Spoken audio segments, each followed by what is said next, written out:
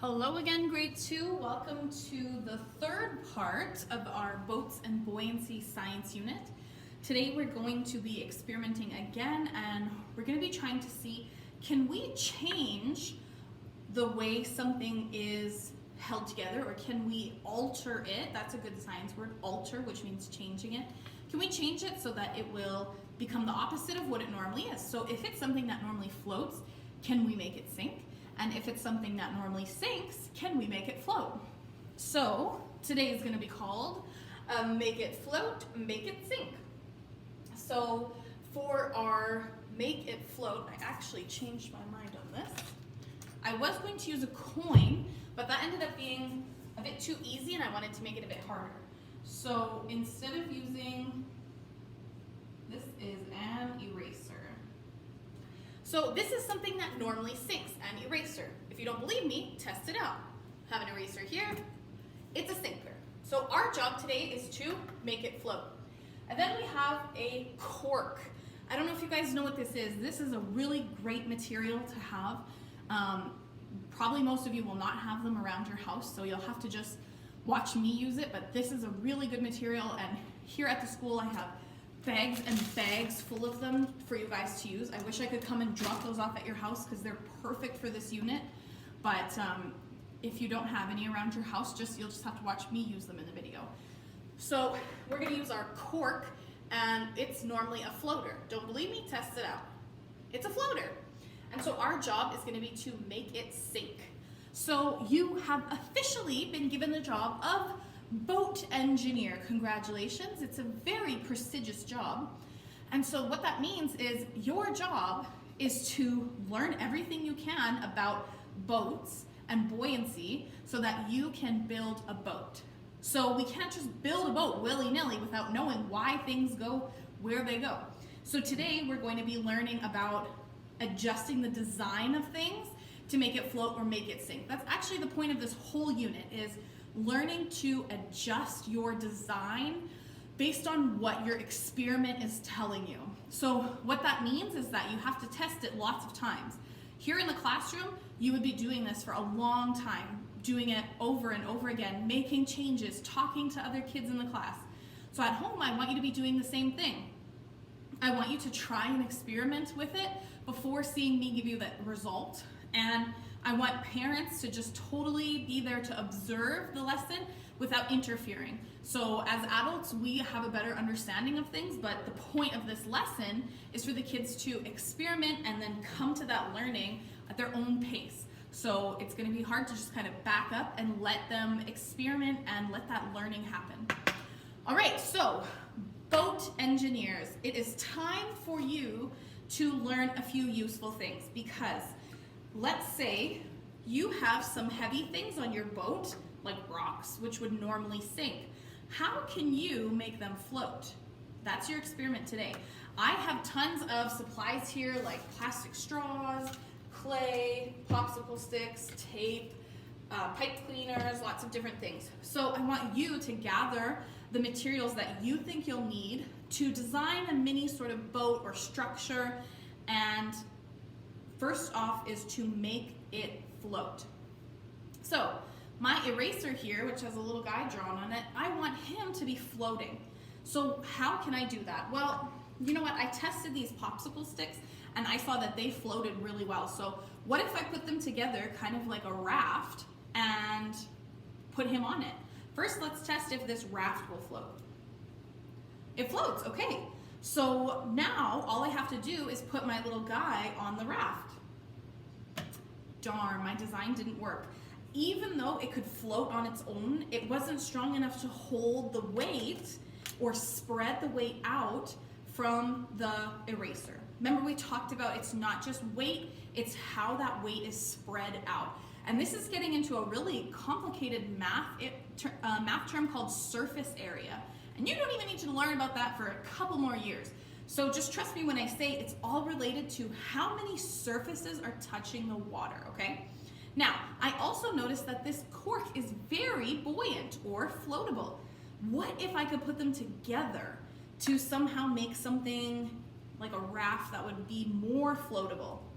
So what if I put some corks at the bottom of my little wood raft, do you think that might help? This is creating more surfaces to spread the weight out across, because now the water will go here and here and here and here. Plus, it's increasing the amount of weight it can hold because these are very buoyant. So let's test it out. I don't know if they're gonna stick very well. All right, let's see. Okay, that floats pretty well, but the moment of truth. Can I make it hold up the weight of this eraser? Ta-da! It works. So there's a couple reasons why that happened. It's gonna slowly start sinking now. I want you guys to try and experiment on your own and see, with the materials you have at home, you likely don't have these things, how can you make your heavy item or your sinker, how can you make it float? You can do that. All right, so let's talk a little bit about what happened. We needed to make it float, and we did. What did we have to do to change this thing, which was originally a sinker? Well, we had to use items that were able to float on their own. I couldn't just put the eraser on something that naturally sank. That wouldn't change it. So the material we choose really matters. So I used popsicle sticks, and then I also used some corks. And cork is a really interesting material. It's a natural material, and it's full of tiny little holes inside. So not so much that you could see through it or see the holes, but it just makes the material very light. Yeah, light, I would say that. So I had to take objects that were already buoyant to create some sort of little boat, and I had to then make more surfaces for the boat to hold up the weight. Remember, we talked about it's all about how the weight is spread out. So before, when I just had the popsicle sticks, all the weight from that eraser was pushing down right here, and there was nothing else other than that wood to support the weight. But once I added the corks, now as soon as it was pushing down, then it pushed here, then it pushed here, and then it pushed here. So the water was actually getting the weight spread out so that it didn't break the surface tension and go into the water. This is a really complicated subject, and there's still even adults that study this today, and it's a lot more complicated than you need to know for grade 2. The point of this outcome, the point of this lesson, is that you understand how can you take something that sinks and make it float. That's pretty much all you need to understand. And you need to understand how can you take something that floats and make it sink. So we're talking about objects do not have a fixed ability to float or sink. It can be changed based on attaching other materials to them. So this poor sinker is not only going to sink for the rest of his life. He can get on a boat and then float. So different materials can be used to support other materials, which is literally what a boat is. So you kind of already knew that. All right, time for our second test. We need to take something that's very buoyant or floatable. I'm going to use this cork because he is such a floater. Let's check it out. Loves floating, sits very high on the water, and we need to make him sink. So what do you guys think we should do? I want you to pause the video now and test out your ideas. How can you make a design for this guy to make him sink? Go ahead and do that now. Welcome back. So you might be wondering, why would we want something to sink?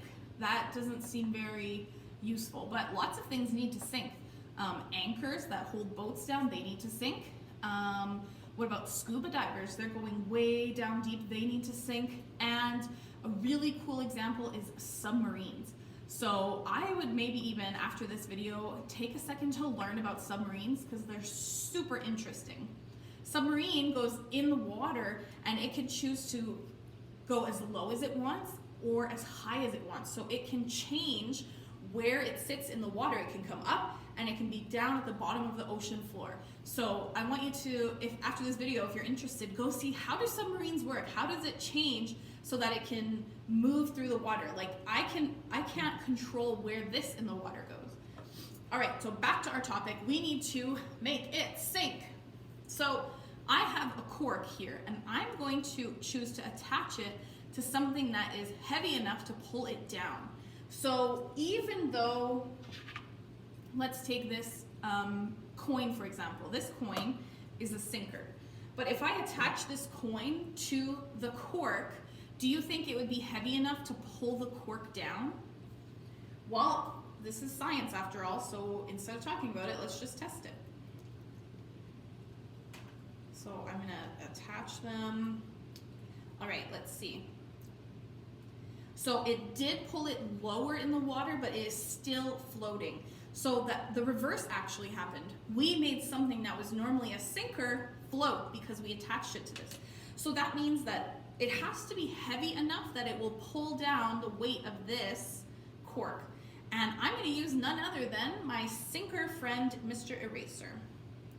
So this eraser is heavier than the coin, so I wonder if it will be strong enough to pull the cork down to the bottom. What do you guys think? Moment of truth. Let's see. Ta-da! So I hope you can see that. It is down on the bottom of my ocean floor. Something heavy pulled it down. So we can change things to alter them and make them sink or float depending on what we need. Now go check out a video about submarines, and here's a hint, it all has to do with air, which is super cool. Tune in for the next video and I'll see you guys there.